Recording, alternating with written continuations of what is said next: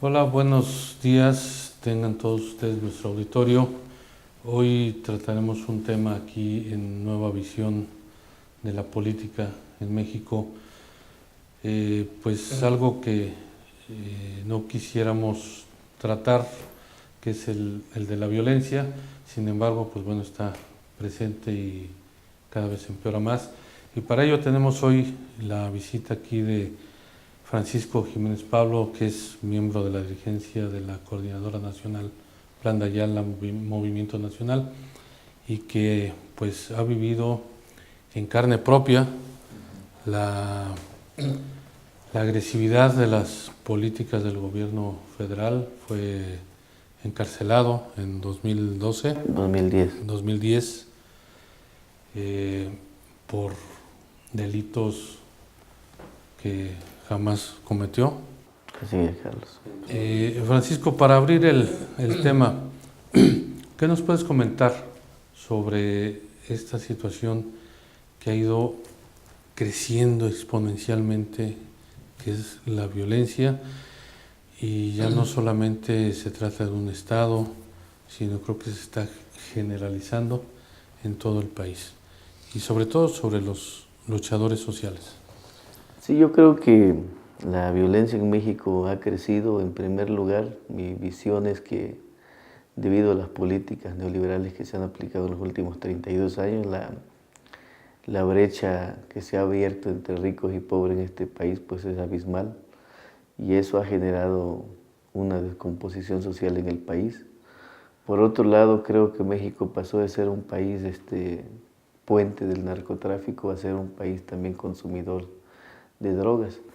La falta de empleo en el país, la falta de oportunidades de desarrollo, pues ha generado que nuestra juventud prácticamente tenga que enrolarse en las filas de la delincuencia organizada.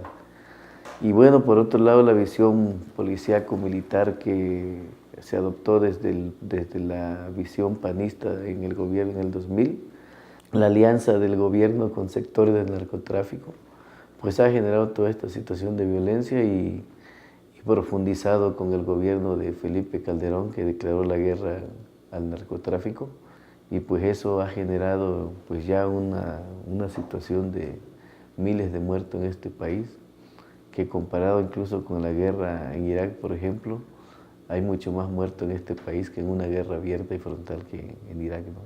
¿Por qué se da ese surgimiento de grupos de autodefensa? Lo vimos en Michoacán, lo estamos viendo en Guerrero también, que surgieron ahí algunos grupos de autodefensa.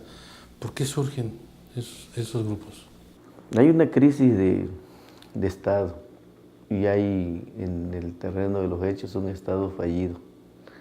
Y bueno, cuando el Estado no es capaz de garantizar la seguridad de los ciudadanos, pues surge la necesidad de que los ciudadanos se organicen para defenderse.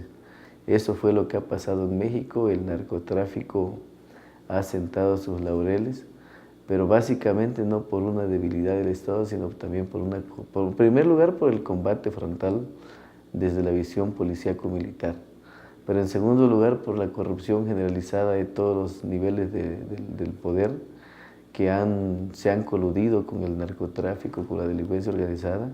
Y entonces hoy la sociedad tiene que defenderse no solo de la delincuencia, sino también de sectores del Estado que participan en esta situación. Y desde mi punto de vista, bueno, las autodefensas en Michoacán surgen desde una visión genuina, mucha gente, ¿no? Pero luego el gobierno de Enrique Peña Nieto ve la oportunidad también de cómo aprovechar esta efervescencia social. Y bueno, hay pruebas de cómo a estas alturas de cómo el Estado utiliza esa inconformidad de la sociedad para aventar incluso como carne de cañón a la gente que se organiza en las autodefensas para hacer el trabajo que ellos no podían hacer como Estado. Entonces, ¿consideras que el Estado ha sido incapaz de garantizar la seguridad para la población que habitamos en la República Mexicana? Sí, totalmente. Yo digo que hay un Estado fallido en este país. No han sido capaces de garantizar la seguridad, Y no solo eso, Carlos, sino que en este sexenio, en el caso michoacano, van más allá, porque la perversidad de Peña Nieto busca cómo aprovechar la organización en algún momento genuina de las autodefensas, y luego, una vez que las utiliza, las combate. El Estado, en su teoría de monopolio de la violencia, es obvio que utiliza solamente a las autodefensas, como al doctor Mireles, a Hipólito Mora, que digamos son las figuras. Después tú sabes que los divide para que sirvan a sus intereses. Pero bueno, está visto que este gobierno no puede ceder el monopolio de la violencia, y por eso, después de utilizar a las autodefensas, las divide, las utiliza, las divide y las encarcela posteriormente a quienes no quisieron convertirse en policías rurales. Además de no garantizar la seguridad de la población, traiciona a la misma población, a las guardias comunitarias, las utiliza y las encarcela. Y los dirigentes sociales, ¿qué pasa con ellos? Bueno, desde hace muchos años, sobre todo con la acentuación de la política económica neoliberal en este país, pues a la par de ello se ha venido criminalizando la lucha social. Y bueno, en algún momento se criminalizaba y hoy se judicializa también la lucha social. Una cosa es cuando te perseguían, ahora no solo te persiguen, sino que te someten a proceso penal. En el caso mío, pues fui a prisión 3 años sin delito haber cometido, ¿no?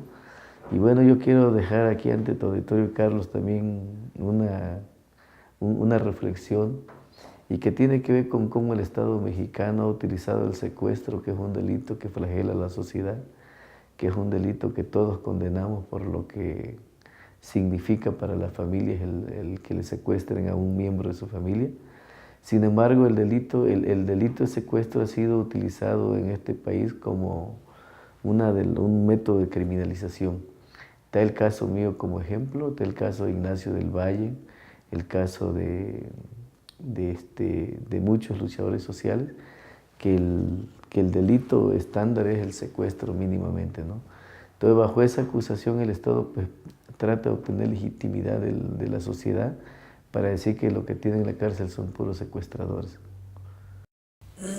Muy bien.